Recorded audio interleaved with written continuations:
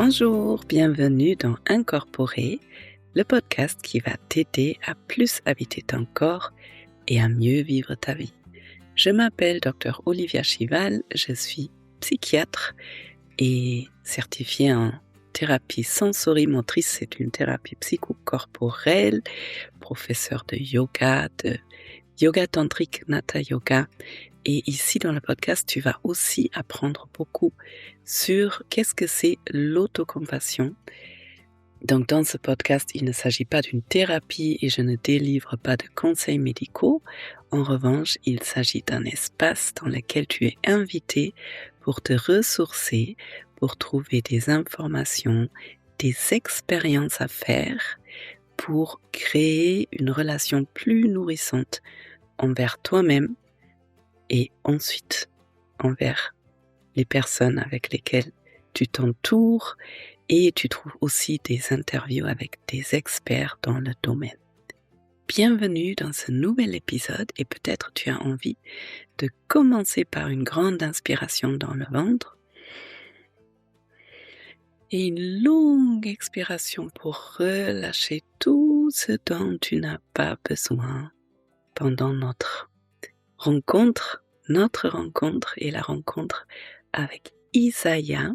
Donc aujourd'hui, j'ai avec moi Isabelle Slolia-Pillard, qui est psychopraticienne, qui fait de la thérapie familiale, de la thérapie conjugale, entre autres. Elle a plein de formations. Elle est vraiment passionnante et j'ai l'impression qu'elle a fait un sacré travail sur elle. Et je l'ai invitée aujourd'hui pour un thème particulier, c'est celui des enfants, parce qu'une grande partie de son travail tourne autour de l'enfant, autour de la famille, autour du positionnement vis-à-vis un enfant, comment on peut mieux communiquer avec cet enfant et surtout comment on peut accompagner les enfants d'une façon bienveillante, soutenante et j'ai l'impression d'une façon qui leur apprend à devenir des personnes à part entière. Et en fait, j'ai invité Isabelle par rapport à vraiment cette question de parent-enfant ou éducateur-enfant ou peu importe autour des enfants, comment se positionner par rapport aux enfants et aussi par rapport aux difficultés qu'on peut rencontrer avec les enfants. Et en fait, comme d'habitude, je me rends compte que ce sont des principes, que ce sont des postures, des façons d'être, de faire, d'être en relation qui s'appliquent à toutes les relations. Donc même si tu n'es pas parent et si tu n'es pas en contact avec un enfant là, tout de suite, je pense que cet épisode peut quand même être très intéressant pour toi. Donc, on va échanger autour du fait qu'on a en tant qu'adulte une puissance énorme sur nos enfants. Isabelle va nous parler de l'importance de faire un travail sur soi pour justement ne pas imposer ou véhiculer des croyances, des valeurs qui sont peut-être pas les nôtres, mais qu'on a appris dans notre histoire. Donc en gros, comment on peut se libérer de nos propres schémas pour faire des choix concrets dans ce qu'on veut apprendre, dans comment on veut être avec nos enfants.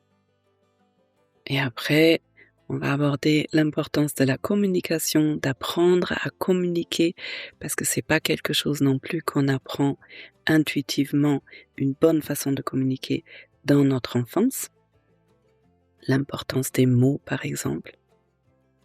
Et à la fin de notre échange, Isaiah va nous proposer une super belle méditation guidée que j'ai trouvée vraiment étonnante, qui pourrait vous aider pour dénouer une situation, une situation difficile que vous avez vécue avec un enfant. Et donc, avec tout ça dit, c'est parti pour l'épisode.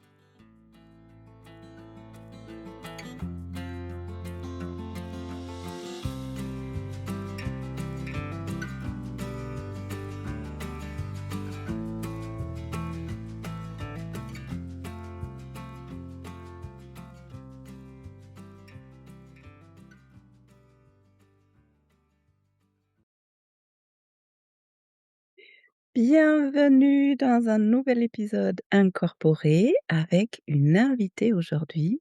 Alors, Isabelle Slolia Pillard, c'est ton nom complet. Moi, j'étais venue sous le joli nom Isaiah et Mmh. Isaiah, enfin, du coup, je peux dire Isaiah. Oui, tu peux dire Isaiah, bien sûr. Ouais. Tu es psychopraticienne certifiée et tu travailles surtout avec les familles, avec les couples et avec les enfants. C'est pour ça que j'ai été invitée. Tu as une formation en imago, j'en parle pas mal dans le podcast là depuis quelques mois et tu Mmh. es formée aussi, enfant gigogne. Tu nous en parleras peut-être un peu plus et bienvenue Isaïa, je suis ravie de t'avoir avec moi aujourd'hui. Et merci pour l'invitation. C'est une première pour moi, pour ce format-là et je suis ravie de suivre. Je sais pas où tu vas m'emmener, mais je suis vraiment contente de cette aventure toutes les 2. Ouais, oui, on va voir où ça nous mène. J'ai quelques idées dans la tête, je sais que toi en as tu en as aussi. Je commence en général les échanges avec une question qui me vient quand je vois la personne. Alors toi, tu travailles beaucoup avec les familles, avec les couples. Quel serait un truc, quel est le truc peut-être que tu utilises pour toi ou que tu aimes partager pour des personnes qui vivent une rupture et qui sont dans la douleur? Et qui sont dans la douleur. Mmh. Mmh. Pas facile les ruptures, hein. Ça vient faire écho, à plein de choses de séparation de notre enfance en général, inconsciente. Donc ça peut mettre en grande insécurité, en grande vulnérabilité et je crois que tout le travail, il va consister, à aider la personne, parce que c'est un accompagnement, on fait jamais pour elle, bien sûr, mais à aider la personne à retrouver une sécurité en elle-même et c'est là où je te rejoins quand tu travailles beaucoup avec le corps, parce que je pense que la sécurité, on l'a vraiment dans notre base, dans notre corps et déjà se reconnecter à nos sensations et accueillir, bah, là, on a peut-être des flots de tristesse, des vagues comme ça et ben, on les accueille et vraiment essayer de ouais, d'aider la personne à se reconnecter à ses sensations, à son corps et à accepter d'accueillir toutes ces vagues. Parce que les vagues, elles font que passer. Donc quand on est dedans, on peut être secoué, ça peut être très inconfortable, mais quand on devient observateur de ça, on le vit et on se voit et on prend de plus en plus confiance, bah, que la vie, c'est ça, quoi. Voilà et donc oser accueillir ces vagues et se reconnecter à soi et puis le temps va faire et puis après on va travailler sur d'autres choses. Mais je crois que la 1re chose, ça serait celle-ci, d'aider Mmh. la personne à l'encourager et lui donner des petits exercices pour qu'elle se reconnecte vraiment à ses sensations à elle-même. Merci beaucoup. C'est ça le plus difficile, hein, parce qu'on est tellement dedans, justement, de devenir observateur, observatrice et se rendre compte que ça passe quand on n'essaye pas tout le temps de fuir ou de ne pas ressentir. Mmh. Il y avait une image, je ne sais plus de qui, hein, moi je retiens pas les noms, donc t'inquiète pas s'il y a des moments, je te parle d'un truc, puis je sais plus d'où ça vient. Je prends, je me transforme avec, puis ça ressort avec ma couleur. Mais je me souviens de cette image, je suis assez visuelle, donc j'aime beaucoup les images, de quelqu'un qui disait quand on est pris dans la tourmente, on croit qu'on va se noyer et on se débat. Et en fait, quand on peut lâcher, quand on peut accueillir ça et se laisser prendre par le flot, donc aussi de nos émotions, finalement, la mer, elle nous ramène sur la berge et et alors oui, on va être épuisé, on va être, il y a des trucs, on n'a rien compris, mais on se noie pas. On revient sur la berge et là, on va reprendre des forces et on est toujours en vie et je l'aime bien cette image parce que quand on est vraiment, vraiment dans la tourmente et qu'on est dans le tourbillon, on n'a pas le choix, il faut tout lâcher et si on s'accroche à vouloir se débattre, c'est peut-être là qu'on va se noyer justement. Donc on Ouais, ça nous exactement. aide à enfin voilà, c'est une image qui moi m'aide à accepter qu'il y a des périodes qui sont pas forcément confortables. Mais c'est pas pour ça que je vais me noyer. Merci beaucoup pour cette image. Elle me parle beaucoup parce que justement, tu l'as nommé, le mental, il veut comprendre et c'est ça, se débattre, parce que souvent, il y a rien à comprendre. Mmh. Sauf qu'on cherche de plus en plus et du coup, on n'est pas du tout dans l'accueil et on s'épuise au lieu de retrouver, la terre, la berge. Ouais. Merci beaucoup Isaïa. Bon, je t'ai invitée pour le thème des enfants. Mmh. Communication avec les enfants. Bien sûr, tu peux, partager tout ce que tu as envie de partager autre, parce que ton univers, il est riche, ultra riche. Mais peut-être j'ai envie de commencer un peu avec, qu'est-ce qui toi t'a amené à t'intéresser à la communication avec l'enfant?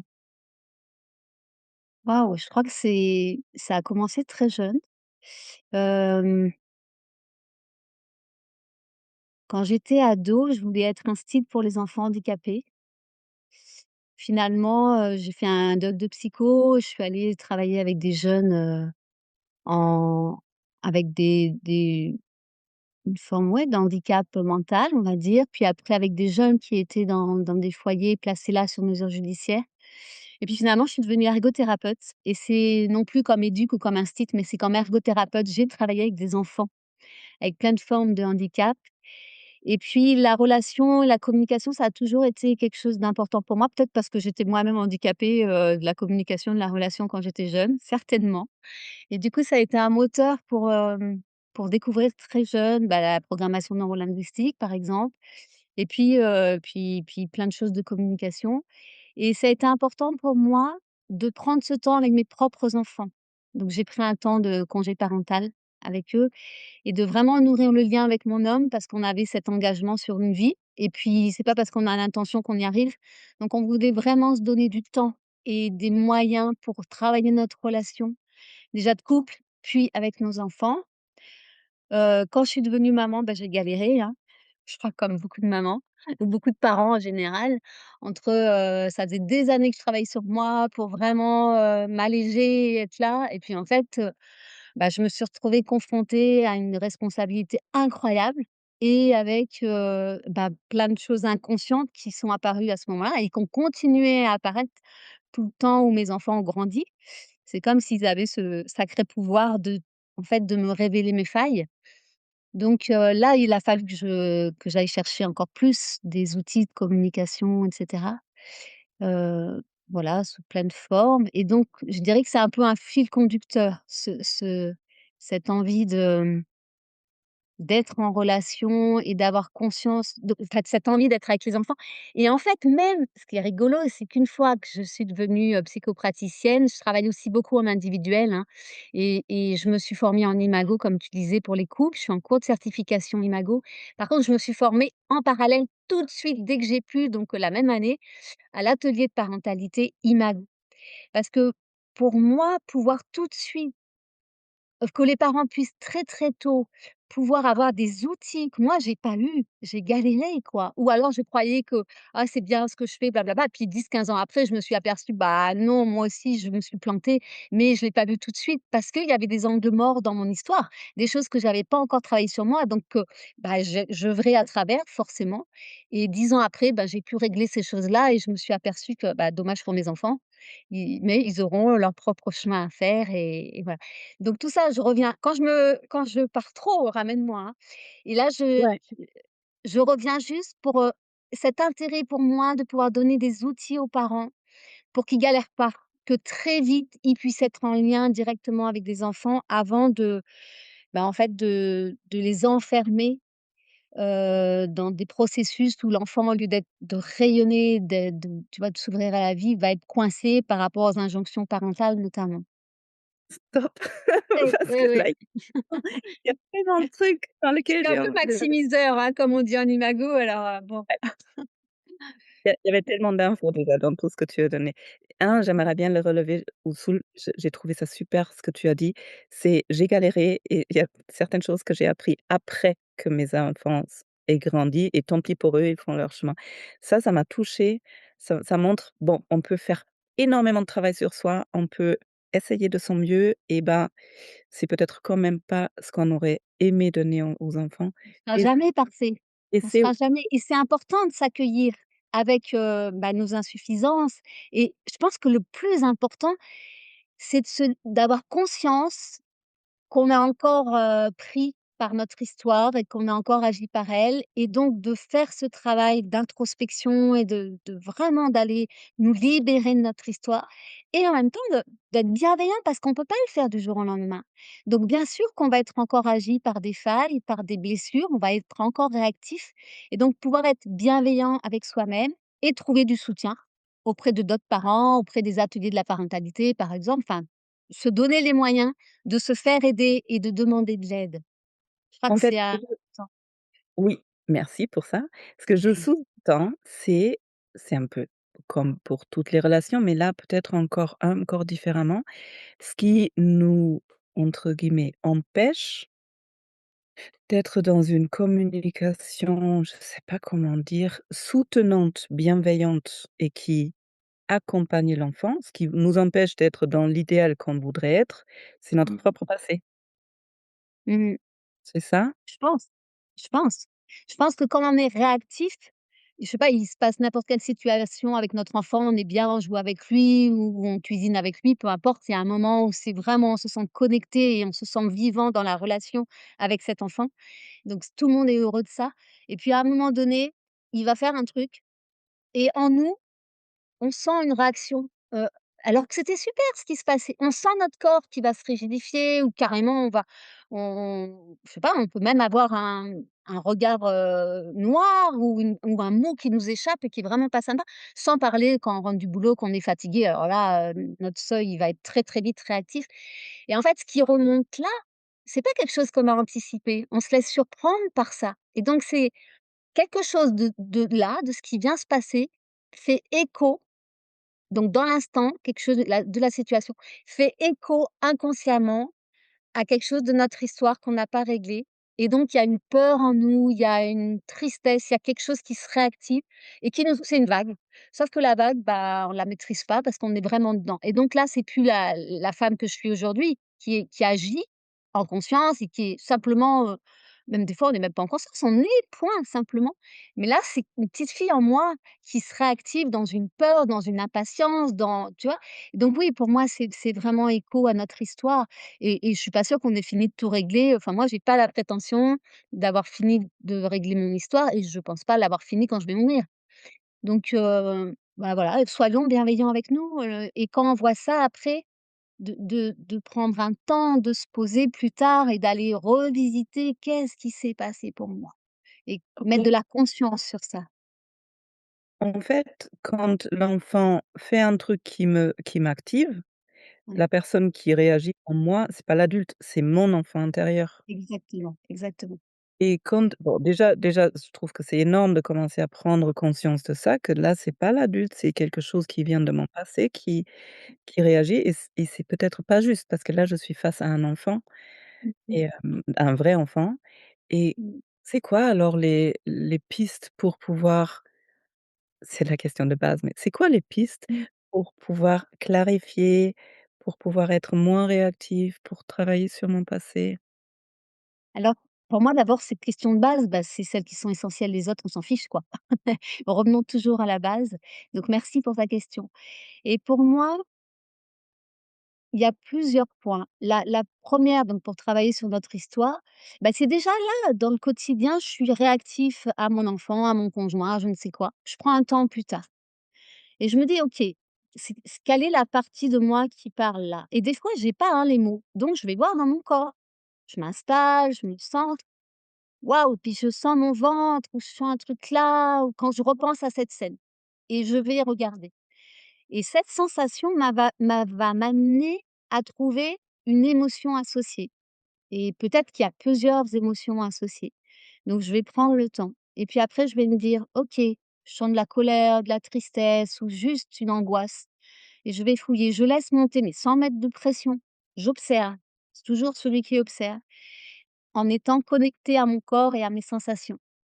Et puis derrière, c'est quoi? Et peut-être que ce que ça me rappelle de mon histoire et là, en me disant cette phrase, j'ai peut-être une image qui va venir ou je vais peut-être entendre une phrase qu'on m'a dite enfant, une injonction ou peut-être même moi, en réaction à l'environnement que j'avais dans cette situation de l'enfance, je me suis mis une injonction pour survivre et elle avait du sens à ce moment-là.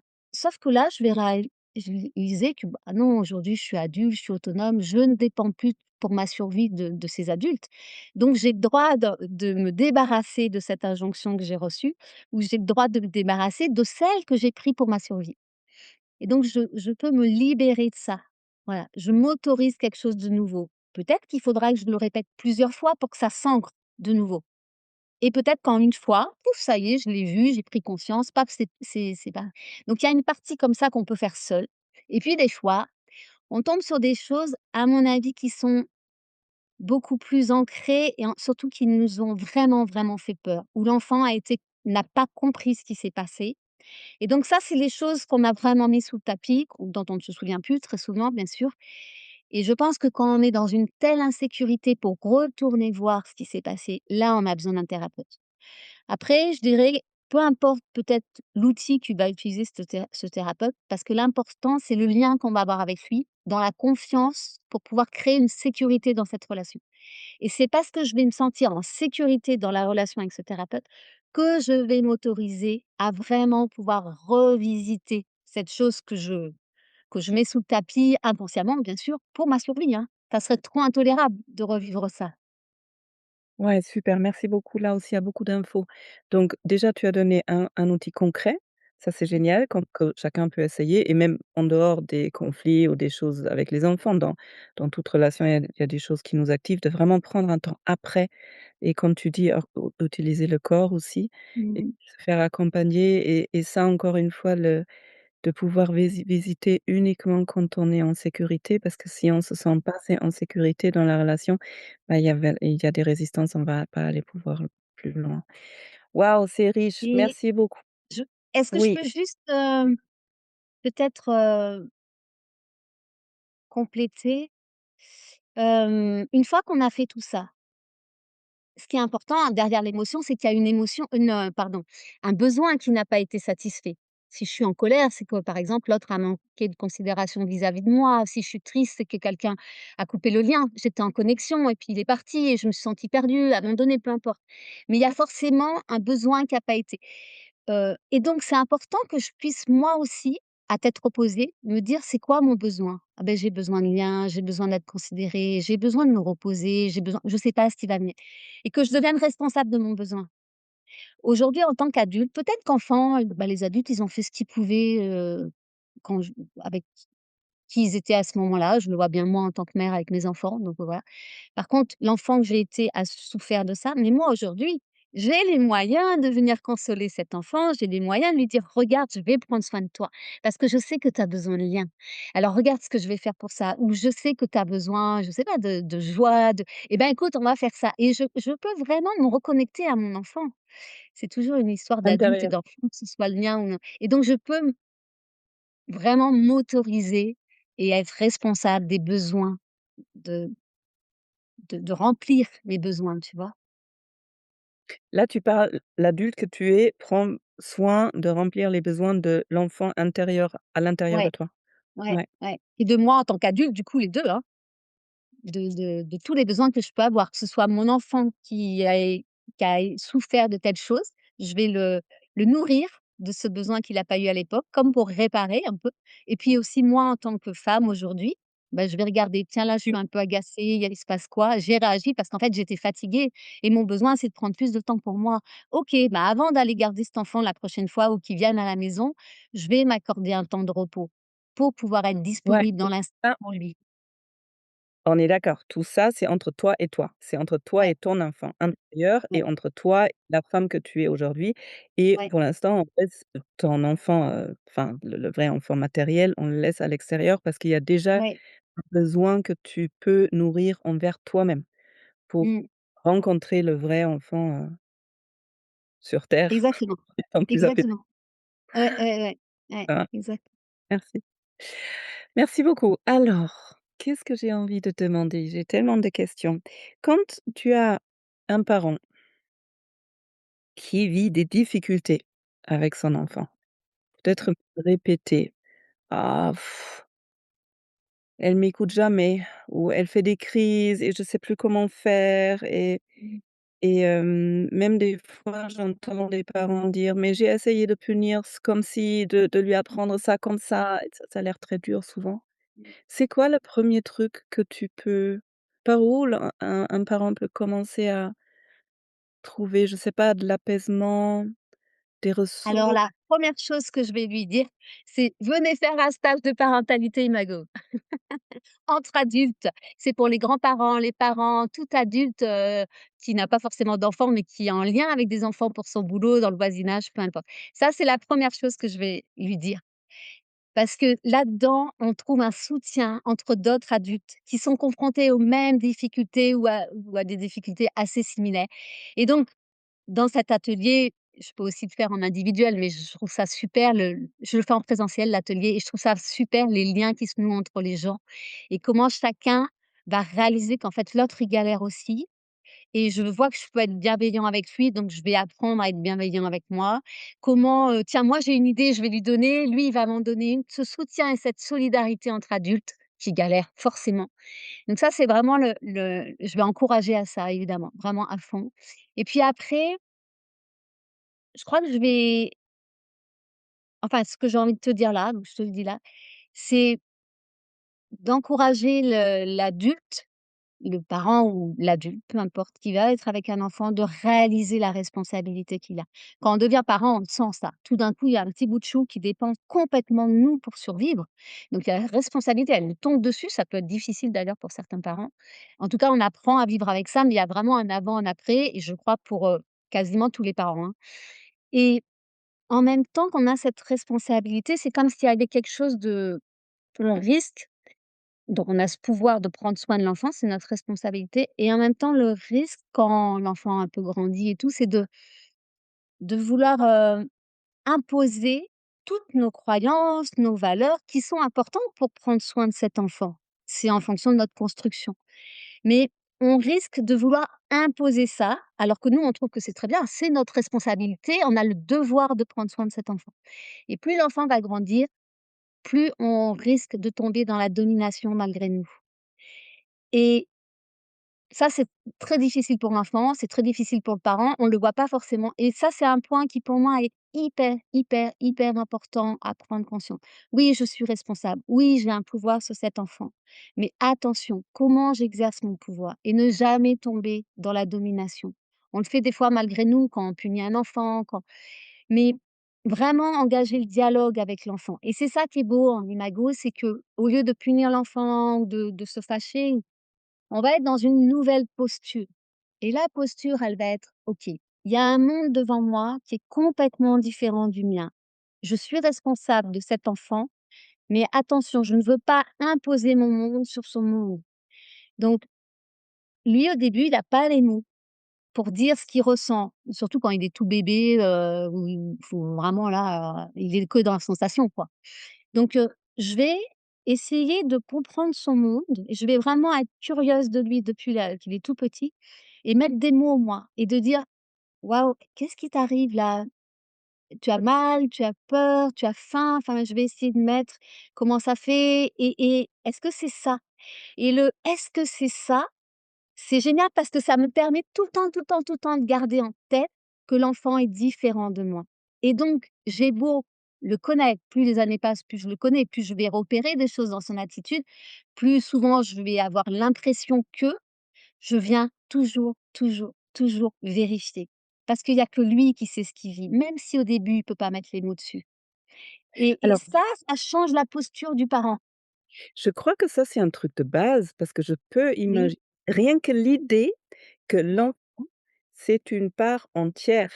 C'est ouais. pas la prolongation de moi, mais c'est un monde, c'est joli comme tu dis, c'est un monde qui est différent de mon monde à moi. Je pense que rien que cette idée, hem, elle est immense.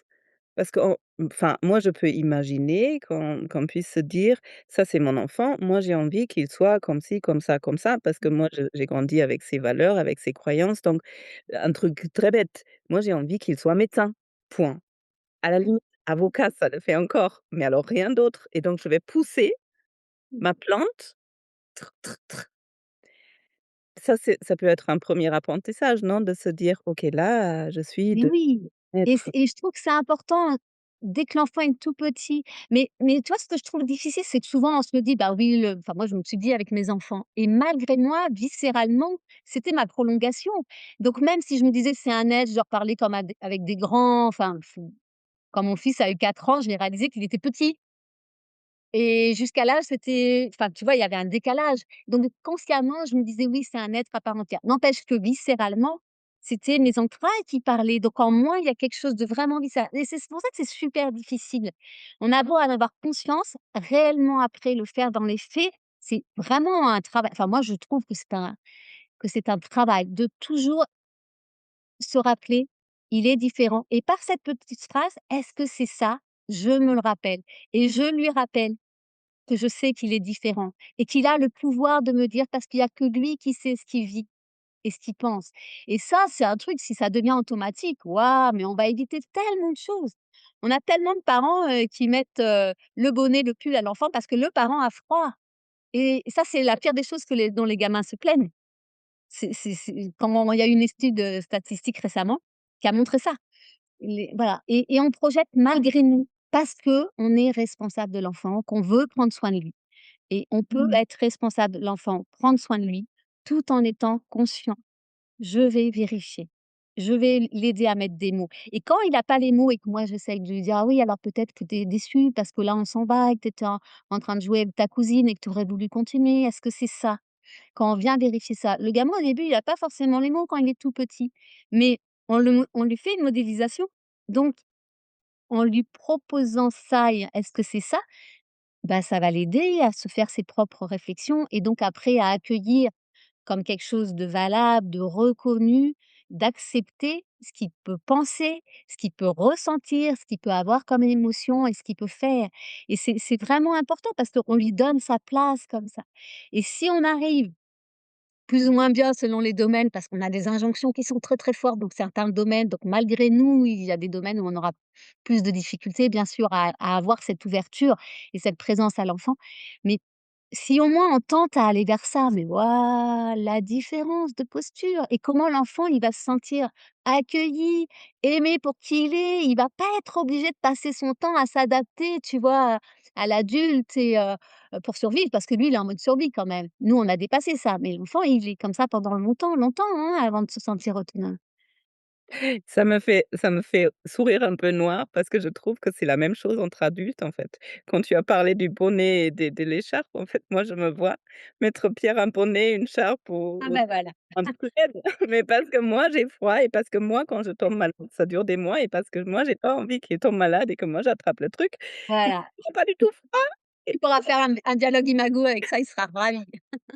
on en a déjà fait sur des trucs comme ça et ça, je trouve que ça montre tellement ce qu'on disait tout à l'heure, c'est mes propres trucs. Parce que moi, j'ai été la prolongation, enfin moi, on m'a pas traitée comme toi tu dis, où il fallait toujours que je suive et que je m'adapte à ce que mes parents voulaient et ben, je continue à faire ça adulte avec, Mmh. mes Mais oui et mes c'est gosses. ça qui est beau dans l'atelier à la parentalité, c'est qu'il y a 2 choses. Pour moi, les c'est pour ça que j'adore Imago et cet atelier à la parentalité.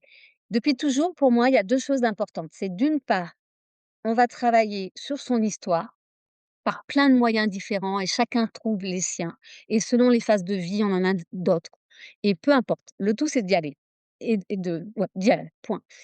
Et l'autre part qui pour moi est importante, c'est bien joli de travailler sur son histoire, mais si on ne travaille pas sur la communication, on va continuer avec les mêmes schémas de structure de pensée et de langage et on va continuer à blesser l'autre avec notre manière de déjà nous-mêmes avec notre manière de penser et on va blesser à l'extérieur avec notre manière de parler. On va définir l'autre, on va l'enfermer, lui, il va se protéger, il va mettre le bouclier, enfin voilà. Et donc pour moi, il y a 2 choses. Il y a vraiment ce travail sur soi, autant se libérer, on sera mieux avec nous-mêmes, de plus en plus connectés à nous, de plus en plus présents du coup et disponibles à ce qui se passe dans la vie, dans l'instant, donc présents avec nos proches, que ce soit nos compagnons, nos enfants, au boulot, peu importe. Donc autant faire ça, parce que cette connexion, c'est vraiment ce qui fait qu'on se sent heureux, joyeux, vivant, quoi.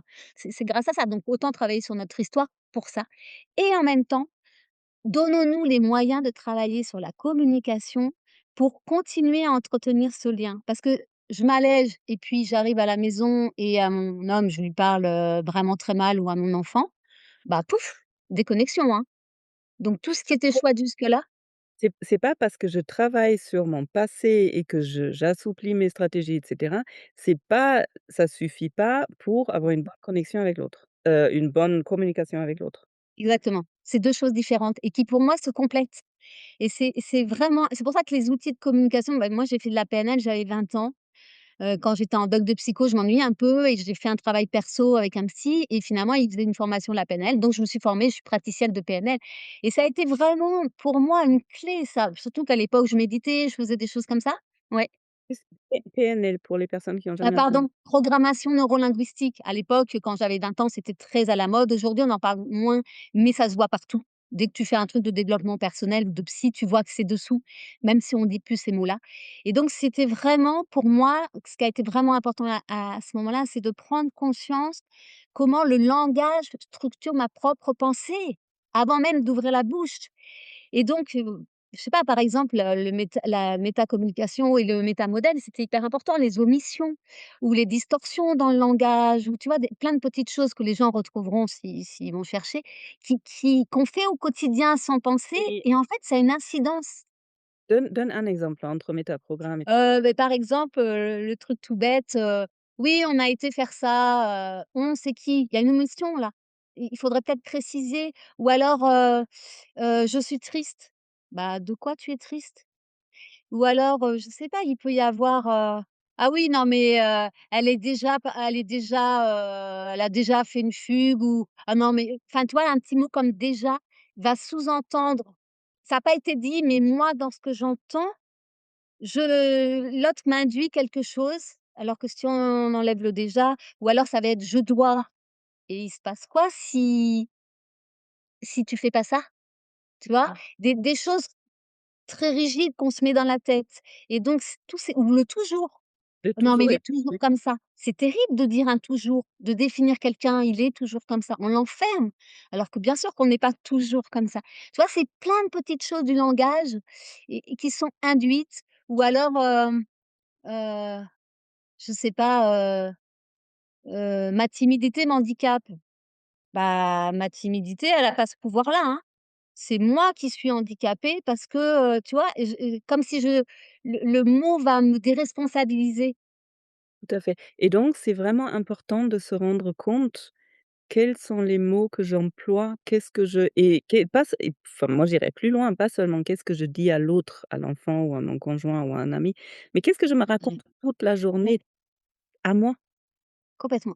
Ça structure notre propre pensée et c'est et pour ça que c'est important de parler à un enfant dès son plus jeune âge. Par exemple, un truc anodin: «Ne pense pas à un chat». OK, il était quelle couleur le chat auquel tu as pensé? Donc la négation, l'enfant, il l'entend pas et pourquoi nous, en tant qu'adultes, on l'entendrait vraiment mieux? Il y a une part de nous qui est pas bien en prise avec ça, donc autant formuler les choses tout de suite positivement. Par exemple, tu dis à un enfant: «Oh, arrête de courir!» L'enfant, il est paumé. Dis-lui ce qu'il doit faire. Est-ce ouais, que tu peux ne lui dire: tente «Est-ce que pas. tu peux ralentir?» Tu vois, c'est plein de petites choses comme ça, mais pour moi, la communication, le langage, c'est vraiment, vraiment important pour soi et pour la relation à l'autre, ouais. Oui, je suis d'accord et j'en parle beaucoup dans ce podcast d'ailleurs, parce depuis que j'ai fait la formation d'hypnose et je trouve que ces bases-là, on devrait les apprendre à l'école, mais il y aurait moins de guerre dans cette sur cette terre. Mais toi, tu dirais: «OK, donc il y a le travail sur il y a un conflit, je prends du temps après, je regarde qu'est-ce qui s'est passé en moi, qu'est-ce qui est touché, bla.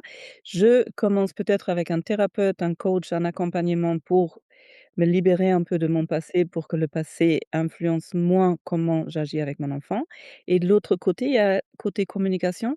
Comment je commence alors à travailler ma communication, à me rendre compte de quelle façon je parle à l'autre et à moi? Ben, un atelier parentalité, c'est ça qui est chouette, c'est qu'il y a vraiment plein de phases. Et les ateliers ils se font en 8 sessions qu'on cumule sur 2. Enfin moi quand j'allais loin, j'en cumulais 2.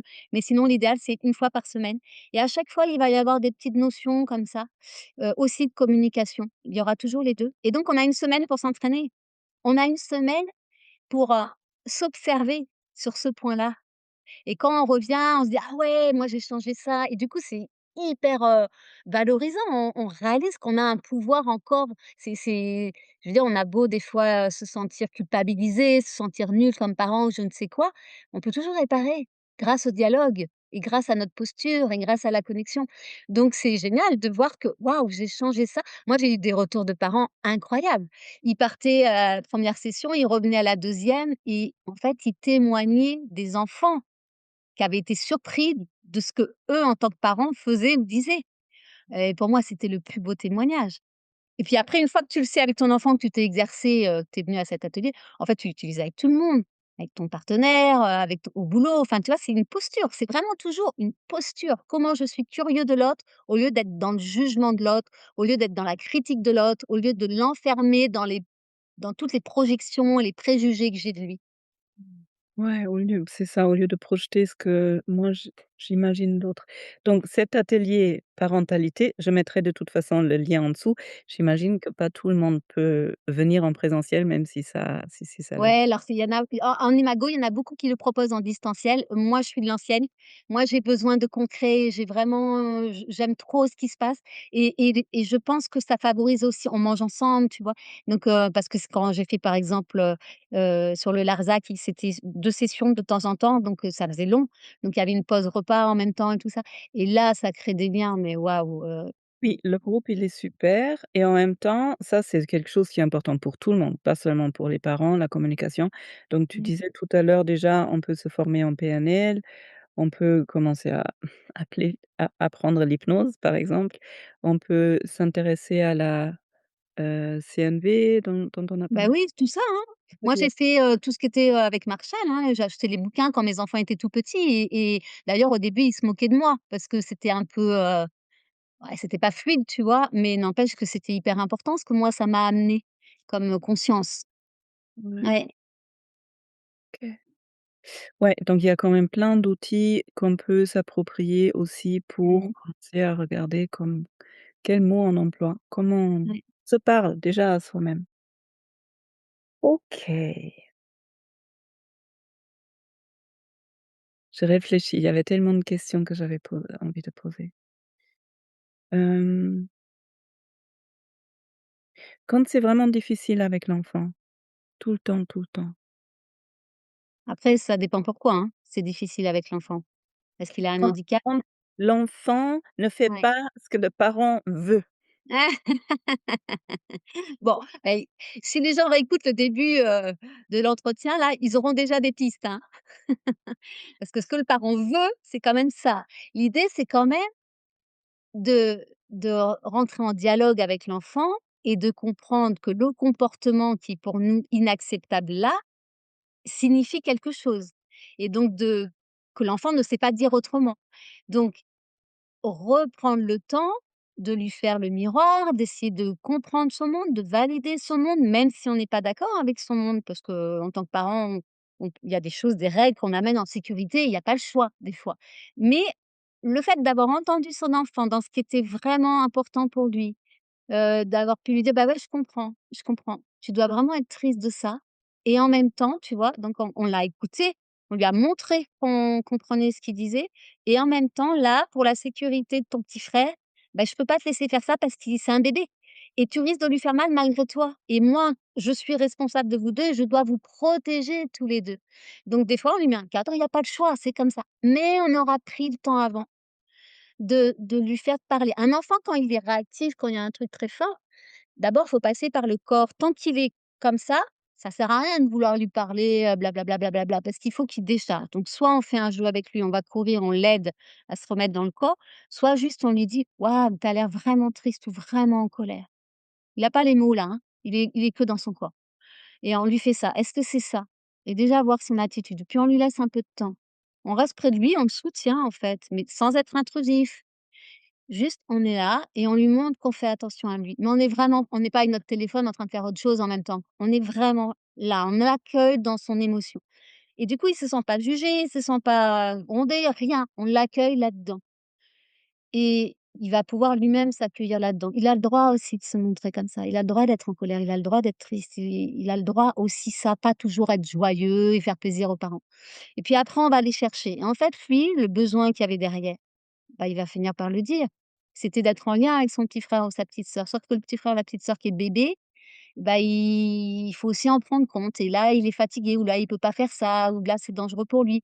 Donc il va apprendre aussi, du coup, le dialogue avec l'autre et on va lui mettre, enfin, on va lui expliquer plein de règles, en fait, les règles de vie, tout simplement et en lui expliquant, il va pouvoir comprendre. Donc on a vraiment pris ce temps pour lui, pour l'accueillir et en même temps, on peut aussi lui mettre une règle, un cadre.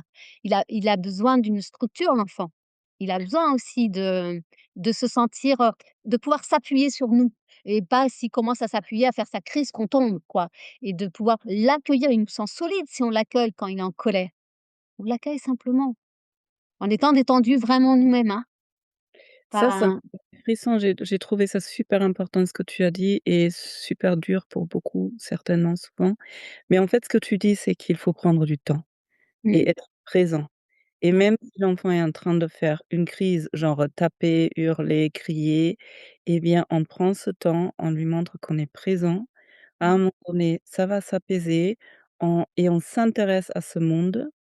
On essaye de s'accorder et de comprendre qu'est-ce qui se passe là-dedans et quand son système nerveux est apaisé, il est mmh. re-rentré dans la fenêtre de tolérance, là, on peut lui expliquer: «OK, ça, j'entends et en même temps, comme ça, c'est pas possible parce que» et au fur et à mesure, il y a quelque chose qui va se construire. C'est ça? Ouais et exactement et le ton mot d'accordage, c'est vraiment ça et en même temps, parfois, quand on peut, ce qui est génial, c'est de à la fin, quand c'est possible, c'est de lui faire 2 propositions.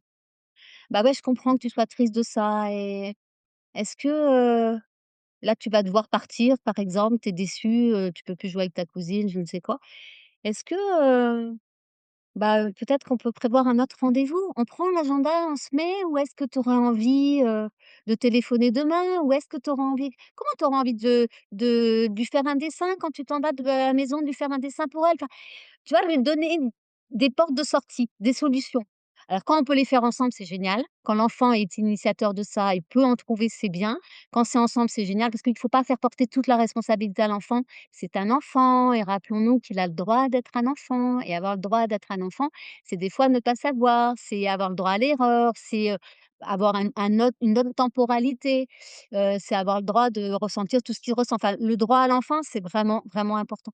Donc des fois, on l'aide, on lui fait des propositions et lui choisit et quand il choisit, c'est génial parce qu'il garde le pouvoir sur sa vie et du coup, au lieu de lui tomber dessus quoi: «Arrête de crier» ou d'être en colère ou je sais pas quoi, on se détend, on s'ancre dans notre base. On dit: «Waouh, tu as vraiment l'air en colère». Donc déjà notre corps, il est pas du tout dans l'énergie de la sienne. Il va pouvoir, mimer, faire l'éponge avec notre état. Donc ça va pouvoir le calmer déjà, tu vois? Et puis après, une fois qu'on a validé, qu'on a compris son monde et qu'on lui a dit: «Est-ce que c'est ça?» et donc il nous a dit oui ou il a fait un petit signe de tête, peu importe, mais il a confirmé. Il s'est senti entendu, reconnu, accueilli pour qui il était. Alors on peut lui dire: «Bon alors, comment on fait maintenant? Est-ce que?» et on lui donne 2 propositions. «Qu'est-ce que tu en penses?» et là, oups, il retourne dans l'énergie de vie parce qu'il a un choix. C'est pas nous, encore une fois, qui avons écrasé en tant qu'adultes l'enfant. Super, super important, merci beaucoup et un dernier truc que je voudrais rajouter là-dessus, c'est qu'il faut avoir la capacité en tant que parent de faire ça. Parce que selon ce qu'on a vécu nous, eh ben, c'est pas évident. Selon la journée qu'on a vécue, c'est pas Ouais, évident de ouais, prendre ce temps et d'être, comme tu dis, apaisé, en rock, on est présent avec l'enfant qui fait pendant 15 minutes, son truc et pour ça, de nouveau, on revient sur le côté, c'est pas du luxe de se faire accompagner et c'est pas du luxe, ouais, un travail sur soi-même pour défaire tous nos bagages qu'on porte avec nous, pour justement avoir cette disponibilité pour les autres. Là, on parle d'enfants, mais ça peut être dans un couple pour pouvoir avoir la disponibilité. Je suis pas le parent de mon compagnon, mais pouvoir être posé en moi et pas me ouais. laisser Bah oui, partir. c'est quand on est posé qu'on est en connexion, vraiment et donc c'est important et par contre, il y a une chose je trouve importante, merci de enfin, à la suite de ce que tu as dit, merci d'avoir dit ça, c'est que, bah, des fois, on ne sera pas au point et alors c'est important de dire à l'enfant: «Bah, écoute, excuse-moi, tout à l'heure, ça allait pas» ou lui dire: «Attends, stop». Je crois que c'est Dolto qui disait: «Là, c'est ma tigresse qui va sortir». et ces gamins, à ce moment-là, ils se barraient, ils savaient que fallait pas l'approcher pendant un petit moment et c'est génial de pouvoir dire ça à son enfant: «Là, je suis pas bien, j'ai le droit de pas être bien. J'ai le droit d'être triste moi aussi, j'ai le droit d'être en colère moi aussi. Par contre, je vais faire en sorte de pas t'éclabousser avec ça» et du coup, c'est génial parce que là, l'enfant peut nous modéliser. Il On est cohérent parce que quand on va lui faire un grand sourire alors qu'on est très, très triste, il est pas con, hein, il sent tout, hein. Donc on n'est pas cohérent et pour lui, c'est vraiment important qu'il y ait cet ajustement entre ce qu'on dit, ce qu'on montre et ce qu'on fait ressentir, voilà. Donc pouvoir lui dire: «Écoute, attends, là, tu es en colère et moi, je suis fatiguée. Donc moi, j'ai besoin de 5 minutes, on en reparle, je reviens te voir tout à l'heure, ça te va? Je te laisse» et puis peut-être que ça lui ira pas, mais lui dire: «Écoute, là, il y a pas le choix, parce que moi, si en ce moment, je peux pas t'accueillir, mais je te promets que je me prends juste 5 minutes, je vais boire un coup, je reviens et on en reparle» et lui montrer qu'on a aussi des limites, mais au moins on a été vrai avec lui. Cette authenticité, elle est vraiment, vraiment, vraiment importante, hein et on peut se montrer vulnérable et plus on va être authentique, vulnérable, plus, l'enfant, il va avoir le droit de se montrer comme ça aussi et de s'accueillir comme ça lui-même, sans s'empêcher, sans faire semblant de toujours plaire à l'adulte pour sa survie, hein, c'est toujours pareil. Lui, il est mode survie, hein, donc voilà. Donc c'est génial, je trouve, de s'autoriser ça en tant que parent, mettre des mots sur ce qu'on ressent, sans lui C'est faire porter la responsabilité.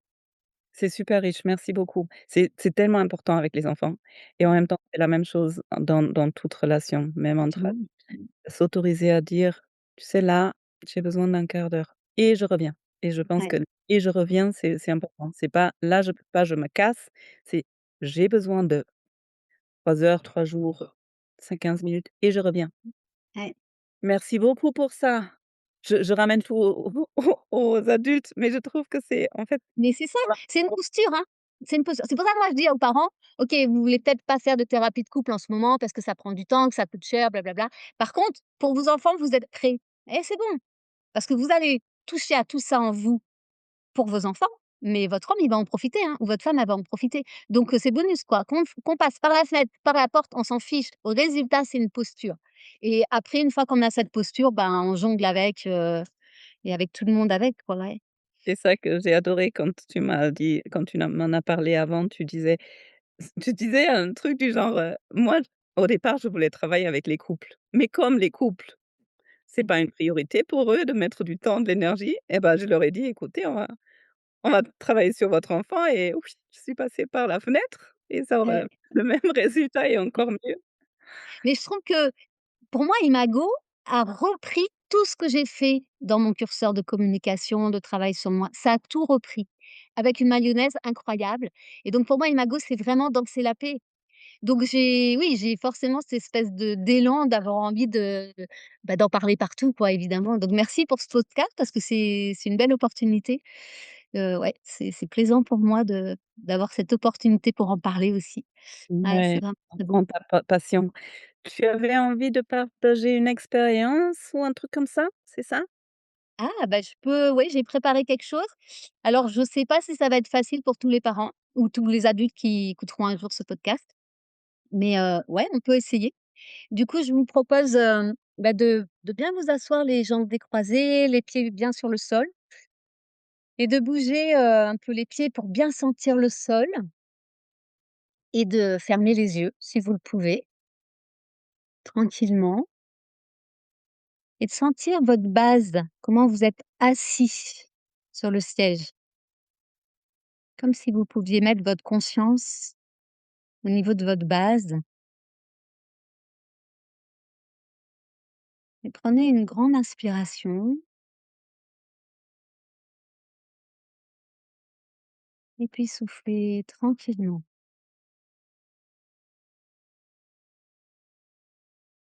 Voilà, prenez une grande inspiration de nouveau et puis soufflez tranquillement. Puis laissez-vous porter par votre propre respiration à votre rythme pour être bien. Sentez votre corps se détendre et laissez votre conscience se mettre au niveau de votre cœur. Peut-être que vous pouvez le sentir battre, peut-être qu'il y a une espèce de mouvement ou une couleur. Juste observer. Commencez dans la zone de votre cœur. Ce cœur qui vous accompagne depuis, tellement longtemps, quasiment le début de votre conception, de notre conception. Et alors je vais vous inviter à placer dans votre cœur l'image d'un enfant qui vous est important, que vous aimez vraiment beaucoup. Dans une situation où vous étiez avec lui, peut-être juste en l'observant, peut-être qu'il jouait tout seul ou avec d'autres gens, peu importe. Juste prenez le temps de laisser dans votre cœur la place à une situation, une image de cet enfant qui est tellement important pour vous ou que vous appréciez vraiment beaucoup. Et sentez votre cœur. Est-ce qu'il y a quelque chose qui a changé? Est-ce qu'il est adouci, plus ouvert, un mouvement peut-être plus ample? Peu importe, juste observer. Et ce qui est vrai aujourd'hui ne sera pas forcément la prochaine fois où vous pourrez essayer de faire cet exercice. C'est juste là, dans l'instant, commencez de sentir cet enfant que vous aimez tant. Et maintenant, vous allez laisser cette image de côté momentanément et laisser venir une autre image avec ce même enfant, mais cette fois dans une situation où c'était difficile pour vous. Peut-être que l'enfant faisait une crise, peut-être qu'il était très en colère, peut-être qu'il était inconsolable. Une situation où vous étiez là et il y avait toute une réactivité en vous et juste observer quand cet enfant était tellement pris, tellement puissant dans son émotion,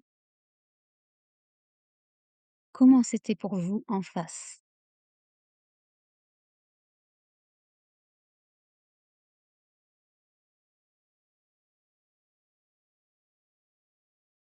Et alors je voudrais maintenant que vous puissiez traverser ce que vous êtes en train de ressentir chez vous, face à cet enfant tellement puissant.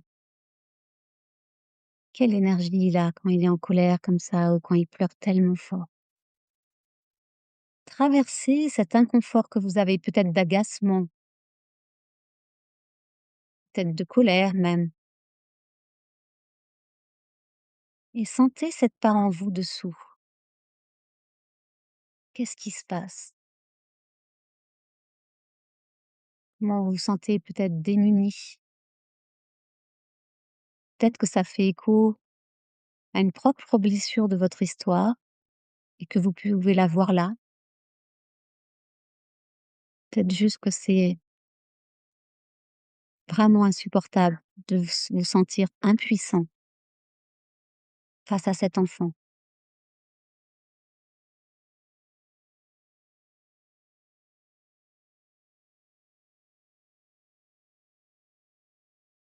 Et alors maintenant, vous allez retourner du côté de l'enfant, comme si vous aviez le pouvoir de regarder à travers ses yeux l'adulte que vous êtes, l'adulte que vous venez de toucher là, tellement impuissant, tellement agacé ou je ne sais quoi, face à cette colère ou à cette tristesse de l'enfant. Et vous vous mettez dans les yeux de l'enfant. Comment ça fait de voir un adulte responsable de vous, qui est censé prendre soin de vous dans cet état-là? Comment ça fait? Comment il se sent?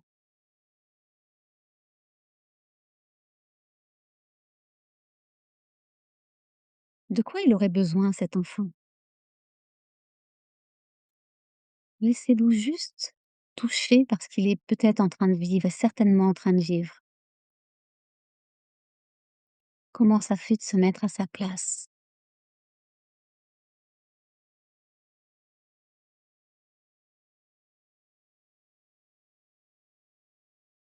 et gardez bien tout ça en conscience. De quoi cet enfant a-t-il besoin?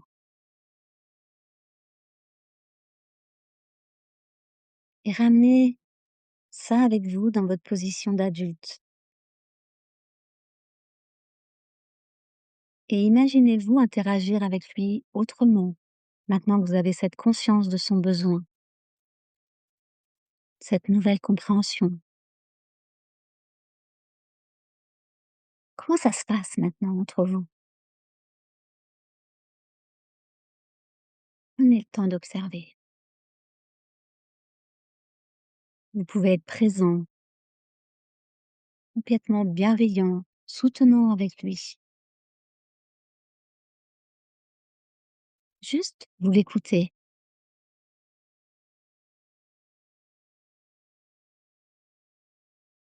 Et puis, comme je le disais tout à l'heure, peut-être que vous allez même pouvoir le refléter et lui dire: «Ah, alors, je crois que tu es est-ce que c'est ça?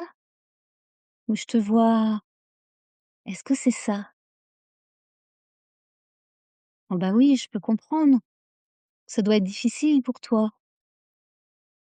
Et puis juste laisser venir ce qui vous vient. Est-ce que c'est ça, ce que tu vis? Et ça, vous pouvez le faire même avec un bébé qui parle pas. Parce que le bébé, il sent votre intention, il sent votre présence.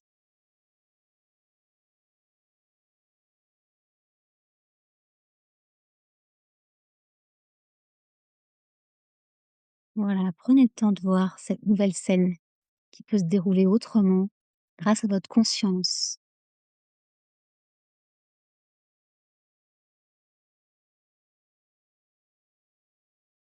Maintenant, vous allez visiter la part de l'enfant, votre part à vous et cette nouvelle rencontre, ce nouveau dialogue entre vous. Alors, vous allez pouvoir laisser ça tranquille en vous et remettre la situation, l'image de base ou celle-ci, comme vous préférez, de cet enfant que vous aimez tant, qui est tellement important à vos yeux. Remettez son image chérie dans votre cœur. Prenez le temps de la savourer quelques secondes et puis tranquillement à votre rythme, remerciez-vous pour cet exercice, pour avoir osé aller visiter des parts pas forcément confortables, mais avoir touché à votre vulnérabilité.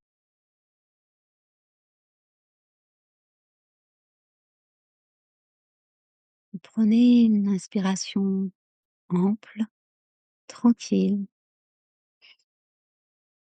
expirez et reprenez tranquillement conscience des odeurs de la pièce autour de vous, des sons, de vos sensations corporelles. Sentez vos pieds sous le sol, toujours stables. Quand vous le sentirez, vous pourrez tranquillement rouvrir les yeux.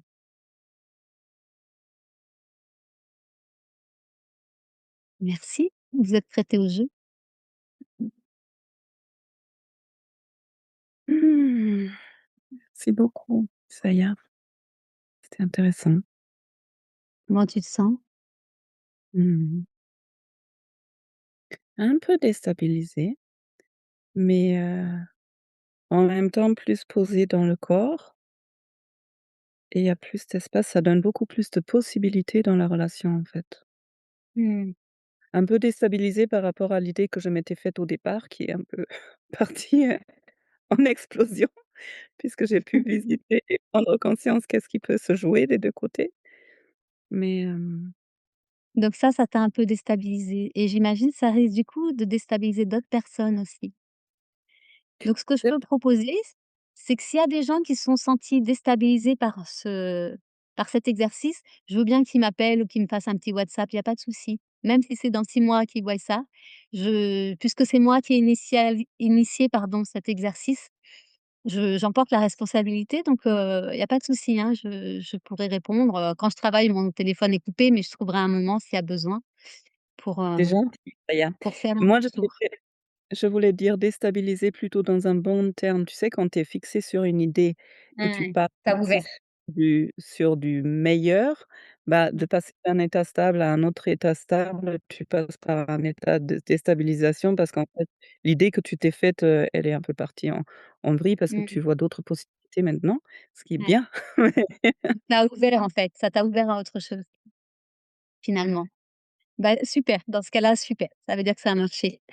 Je suis ravie. Ouais, donc c'était super. Alors Isaïa, il y a une question que je pose à toutes les personnes qui viennent.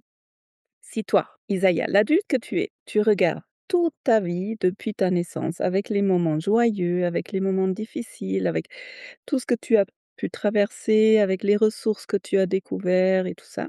Si tu regardes tout ton parcours, quels seraient trois apprentissages que tu aurais envie de partager? Trois sagesses?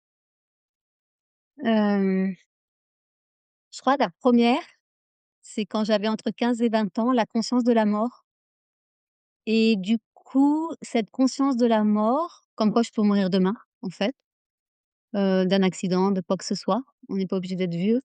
Ça a vraiment été une grande aide pour moi. Heu, je souris parce qu'à 15 ans, j'ai embrassé mon grand-père et au moment de l'embrasser, je me suis dit: «C'est la dernière fois». Donc après, c'est un peu dur parce que je me disais: «Waouh, il se passe quoi?» Et il y avait aucune raison, il était âgé, mais et effectivement, ça a été la dernière fois et donc c'était beau parce que ça veut dire que la dernière fois où je l'ai embrassé avec tout mon amour. J'ai rien dit, mais moi, je l'ai vécu comme ça et ça, waouh, le cadeau que ça a été. Après, c'était moins cool parce que des je ça gambergeait dans ma tête, mais là, ça a été magnifique et j'ai un ami qui s'est suicidé et j'ai eu la chance d'être avec lui la veille et de pouvoir tout lui dire. On a échangé.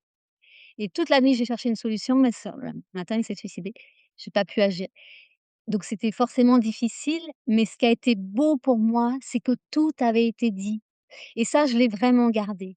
La notion de la mort, on ne sait pas quand elle va arriver, que ce soit quelqu'un d'âgé, quelqu'un qui se suicide, un accident, peu importe et donc cette authenticité dans le lien et donc oui, je suis un peu maximiseur, peut-être que je parle beaucoup et que des fois ça saoule les gens, mais pour moi, c'est important d'être clair et de dire les choses que si je meurs ou si l'autre meurt, waouh, on aura été vraiment, authentiques ensemble. Ça, c'est vraiment important pour moi, donc ça, je le porte, tu vois, depuis des années et des choix de vie, du coup, qui en ont découlé aussi, hein, dans la relation, comme je te disais avec mon homme, les choix de vie qu'on a fait pour nos enfants petits et cetera, pour notre vie à nous.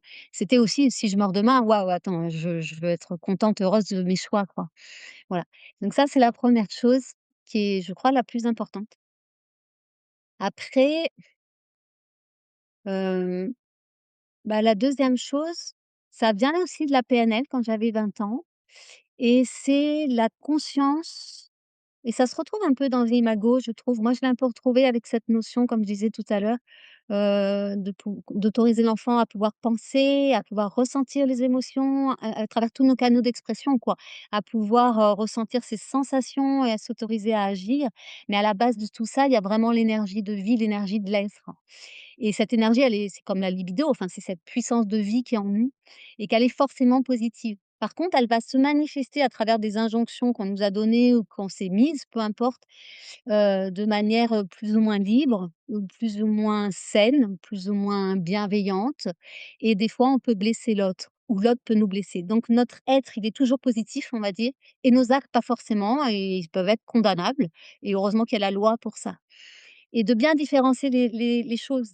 Ça veut dire que quand un enfant ou qui que ce soit ou même moi, fait, un truc, une erreur, bah, je l'enferme pas dedans. Il va apprendre, on va apprendre, on va le soutenir pour, ou même moi, je vais me soutenir pour apprendre, pour progresser et ne pas réduire mon être à ce que je vais faire, à ce que je vais ressentir, à tout ça, ça fait partie de mon expression. Mais mon être, il est forcément positif et donc mon intention est forcément positive, même si je peux être maladroite et même si je peux blesser les gens malgré moi. Donc après, j'apprends à réparer et ça, je l'ai toujours gardé même avec des gens que je ne supporte pas. Moi, je ne sais pas les gérer. Donc je vais m'en protéger. Si l'autre est violent et que je ne sais pas comment faire, je vais lui dire: «Ouais, stop» ou je vais fuir, peu importe.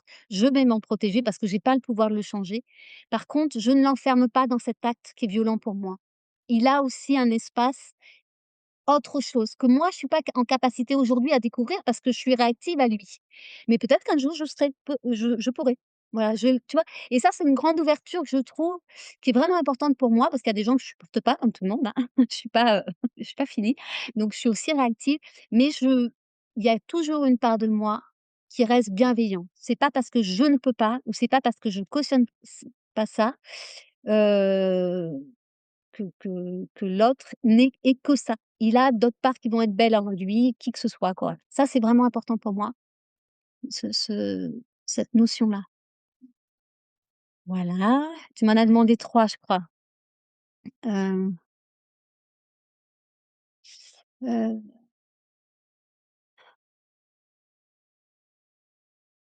non, je crois que le reste, je l'ai dit. Tu vois, l'importance du langage, l'importance, de ouais, de mettre en acte justement, notre intention est bonne et comment je me donne les moyens. Donc je travaille sur mon histoire, OK, mais je travaille aussi la communication et ça, c'est tout le temps, pour tout le temps l'améliorer, c'est jamais fini, c'est un travail de conscience de tous les jours, quoi et en restant bienveillant avec soi-même. Parce que, voilà, il y en a marre de celui un peu l'adulte, comme on dit en analyse transactionnelle, au-dessus de notre tête qui voudrait qu'on soit parfait. Non, ça, c'était nos parents, on peut pas être parfait et voilà et ce qu'on s'autorise à soi, cette bienveillance vis-à-vis de soi, je pense que p enfin, moi, j'ai l'impression, plus je vieillis, plus je suis bienveillante avec moi, plus j'accueille ma vulnérabilité, plus je me peux me montrer dans des failles et sans me culpabiliser, tu vois? J'en parle, j'ai le sourire et plus je peux ça et plus je peux recevoir l'autre comme ça. Mmh. Donc je crois que plus je vieillis, en fait, plus j'apprends l'humilité, hein, parce que je vois que je galère encore sur plein de choses et peut-être que quand j'étais plus jeune, je m'en rendais pas compte. C'était trop sur le tapis. Aujourd'hui, le tapis se soulève régulièrement, puis j'accueille et voilà et l'autre, bah, je l'accueille aussi et je le réduis pas à ça. Donc ouais, cette bienveillance envers soi-même et envers l'autre, quoi. Merci Voilà. Raya, ça m'a fait du bien de t'écouter. Il y avait tellement de choses. Ah Beh, merci merci à beaucoup. toi. Ouais. Si quelqu'un se dit bon, tu en as parlé plein de fois, on mettra les liens en dessous et d'ailleurs on mettra des liens des, d'informations Oui, donc la prévention, si tu veux bien, ce que je t'ai envoyé. Volontiers, merci. par rapport à la violence, envers des enfants, la violence, Oui, pour la pédocriminalité. C'est les CRIADS qui ont mis ça en place, je crois en novembre 2019. Moi, je l'ai découvert à la suite d'une conférence, d'une soirée pour SOS Amitié sur Toulouse en mars 2020, juste avant le confinement et donc c'est un numéro, ça s'appelle le numéro Stop et c'est un numéro, qui est fait de manière anonyme et qui permet à tout adulte qui se sentirait avec des pulsions donc des pédophiles, des pulsions sexuelles vis-à-vis d'un enfant, de ne jamais passer à l'acte, de ne pas devenir pédocriminel.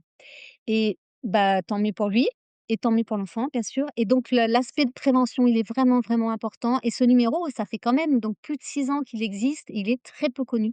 Donc si tu veux bien le mettre, je l'ai mis aussi sur mon Facebook, faut que je le mette sur mon site, mais je trouve que c'est un numéro, qui est vraiment à diffuser parce que quand il y a un adulte qui peut se sentir comme ça, il y a plein de manières de pas être clair avec les enfants, mais il y en a, ils vont avoir honte.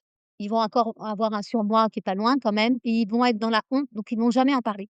Alors qu'avec ce numéro, ils peuvent en parler et ils vont être tout de suite, confiés à un psychologue ou une psychologue qui va pouvoir les accompagner, faire un travail perso donc oui, ça, ce numéro, faisons de la prévention, quoi.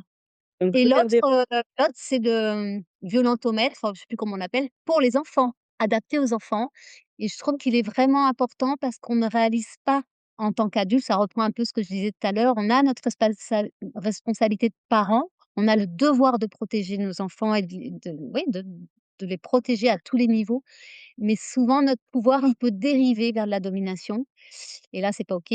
Donc le fait de revoir ça et de se dire: «Ah, quand je fais ça, oh bah non, c'est normal et puis ça permet de questionner et puis ça fera son chemin tranquillement. Mais oui, merci d'accepter de diffuser ça. Merci bien beaucoup. sûr.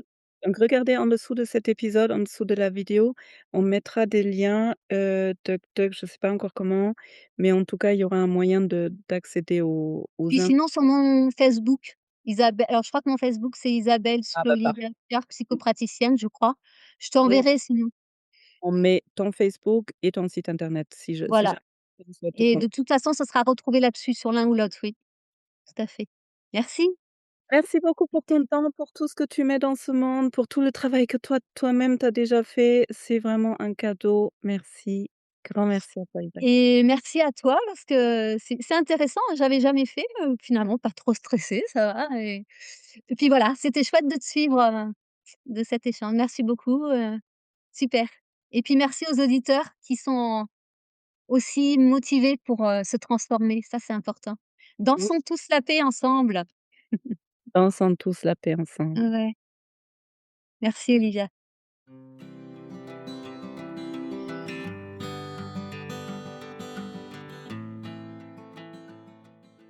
Bienvenue après cet échange riche qui m'a vraiment touchée profondément. J'espère que tu as été touché aussi à un endroit ou à plusieurs endroits et peut-être cet échange te donne envie maintenant d'aller regarder ce qui se passe à l'intérieur de toi quand tu es face à un enfant ou peut-être quand tu es face à quelqu'un qui t'est cher dans ton entourage. Si tu connais quelqu'un pour qui ça pourrait être bien d'écouter les mots d'Isaiah, merci de partager cet épisode et si tu veux soutenir mon travail, merci de laisser des commentaires. On peut laisser des commentaires sur Spotify maintenant ou sur YouTube. Merci d'abonner la chaîne d'Incorporé et merci pour tous les avis 5 étoiles. Ça permet au podcast d'être trouvé plus facilement par d'autres personnes. Si tu as envie d'être touché différemment ou de connaître plus sur moi, sur mon travail, tu es invité à t'inscrire à la lettre d'Olivia. C'est ma newsletter qui sort tous les premiers du mois en ce moment et le lien il est en dessous de cette vidéo. Et maintenant, je te souhaite d'aller bien, de trouver toutes les ressources à l'intérieur de toi dont tu as besoin pour retrouver ton équilibre si par moment c'est un peu un terrain glissant, ce qui fait partie de la vie. Et je t'envoie plein de douceur, plein d'amour et avec plaisir pour se retrouver ici dans une semaine. Prends bien soin de toi.